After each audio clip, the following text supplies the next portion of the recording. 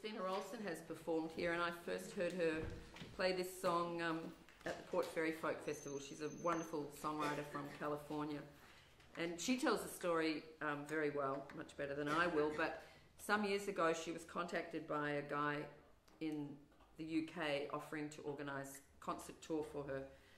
And when she arrived at Heathrow, and she's a multi-instrumentalist, like she plays sax and accordion and slide guitar and regular guitar, so she had a lot of instruments. This guy met her and took her to the bus, and then she said what was even weirder was that he then went and sat at the back of the bus, and she's scrambling on with all these things. Anyway, she did a couple of successful concert tours with him nonetheless, and over a period of time she heard the story as to why he eventually got his license. And so I think a third time in America he picked her up in a car, and this song, The Man with the Bright Red Car, tells the story about what had happened previously to his brothers and why he got the red car. And it's got a line in it that I think is one of the most beautiful in a song. It says, "Love's no noun, it's more a verb, to the man with the bright red car."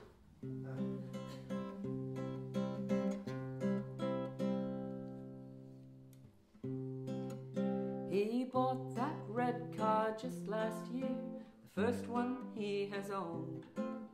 He learned to drive age 45, but he still stays close to home.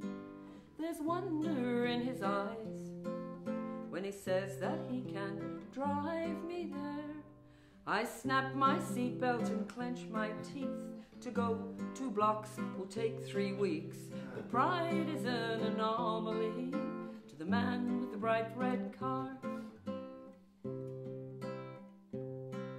He still lives at his mother's house. He grew up there alone. His brothers were considered slow, so they were farmed out to homes. He holds inside the loss.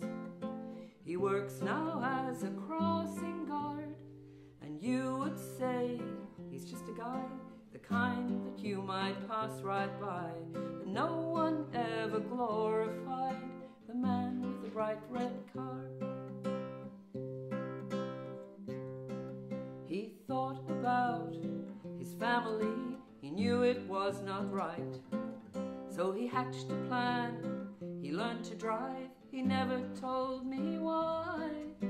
He drove out to the sanitarium and took his brothers home with him. In the red car they were belted in, goofy faces all agrin. But the biggest grin on all that kin was on the man with the bright red car. He says it's hard to get a girl, they just don't understand his world.